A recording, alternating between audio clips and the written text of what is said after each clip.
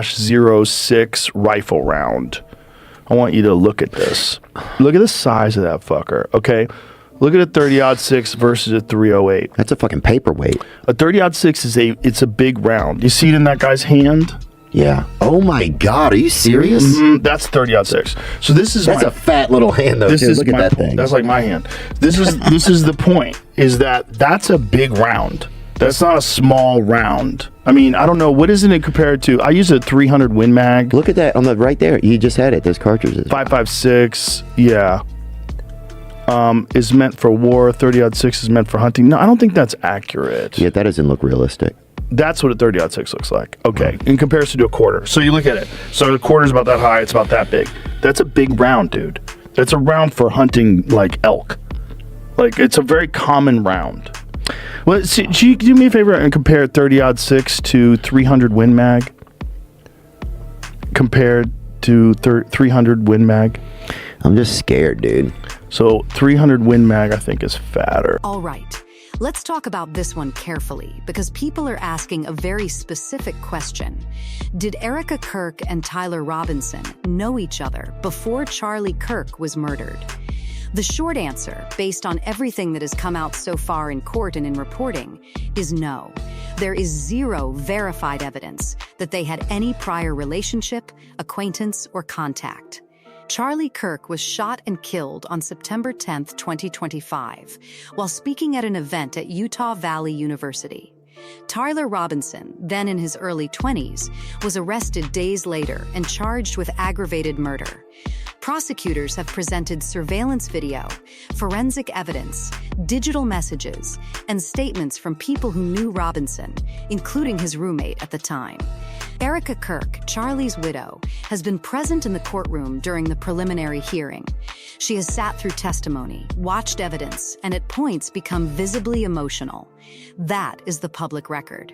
Nowhere in the charging documents, the hearing testimony that has been reported, or the statements from investigators is there any claim that Erika and Tyler Robinson had met, spoken, exchanged messages, or even been in the same social circle. Let's see the difference. Okay. There it is. 300 Win Mag on the left. Oh, 30-06 is bigger. Oh, look. Okay. Little couple. Is that real? Which one's which, though? Show me that one far left. Far left? Right there. Okay, 300 Win Mag and 30-odd. So 300 Win Mag has a little bit more powder in it. See? See how it goes higher up? So it has more charge.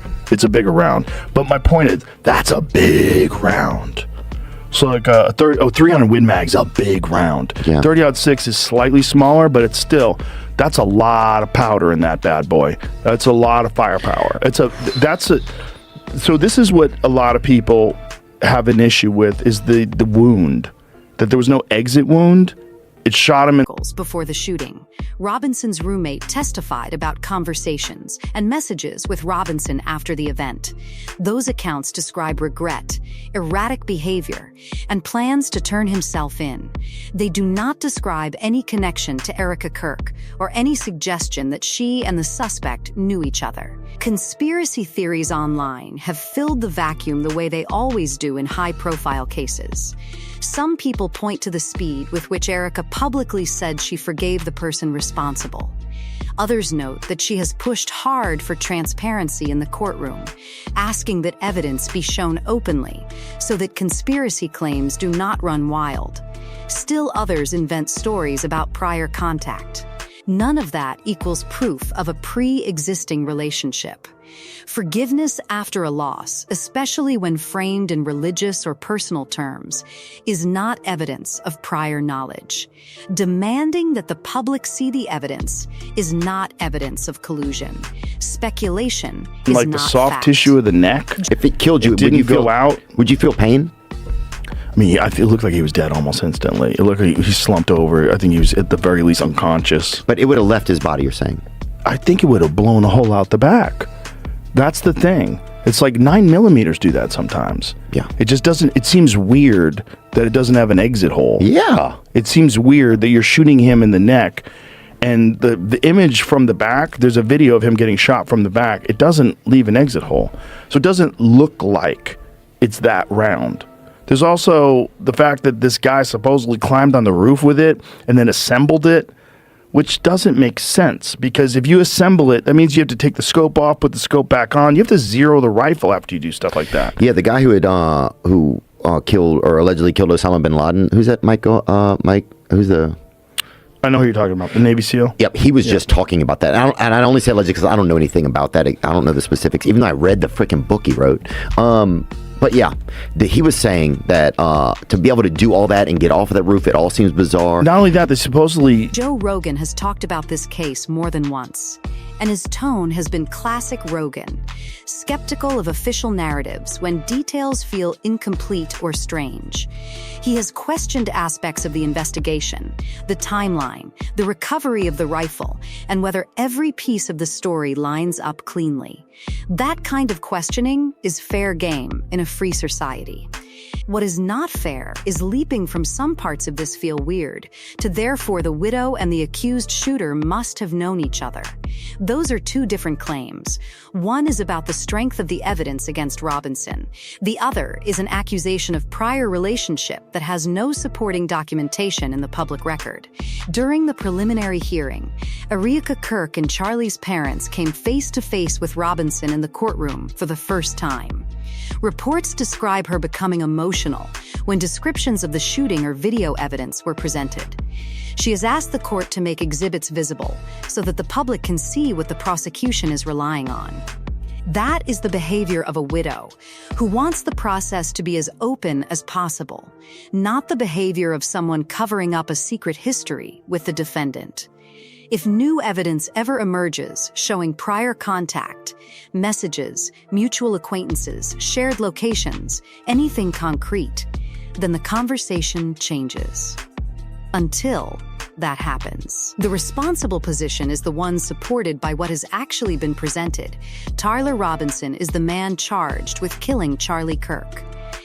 Disconnected the rifle again, took it apart on the roof, put it in his backpack, jumped off with it, and then reassembled it and left it in the woods? And allegedly was at a Dairy Queen. Do you see that? Yes. Who could shoot someone and go to Dairy Queen? It seems weird. And then also his family's denying that he confessed. Yeah. They were saying that, no, he didn't confess. And we haven't heard... His family said 2% of what they're saying about this is correct. Have you reached out to them, or have they reached out to you? No, well, I don't think they can. I mean, they're probably terrified about their son's future in life. Like, they're trying to pin this crime on him. Who knows if he did it or didn't do it? I'm not saying he did it. I'm not saying he didn't do it. But I am saying that the story of him climbing up there with a disassembled gun, assembling it, making that shot, disassembling it again, climbing down. If that's the narrative, that sounds like straight horse shit. Yeah. And the video of him hopping down, it does not look like he's a rifle when he's hopping down. So what's happening? How did he get up there? How did no one see it? There's so many things that are fucked up about that story that it doesn't totally make sense. But a big one to me is the actual bullet hole, the actual damage that rifle does. Look, but here's another thing. Guns do weird things sometimes. Like, bullets do weird things, and sometimes they don't maybe it fucking center punched his spinal column and it did blow apart and it didn't go out the back. It's possible. Have they released any information about the autopsy? I don't know. I mean, you would think that... I don't know what the specifics are, but I know a lot of people are very skeptical, which they are about everything these days, which is also part of the problem. Well, they have to be skeptical because the news is compromised. The news is owned by, it's not good. And it's also, there's a lot of disinformation out there. There's a lot of, like, covering up stories. There's a lot of weird shit. And... yes, and then even other places can put out news that's bad for us. They'll be like, oh, well, we'll put this out there. Erika Kirk is the widow who has attended the hearings, pushed for transparency, and spoken about forgiveness. There is no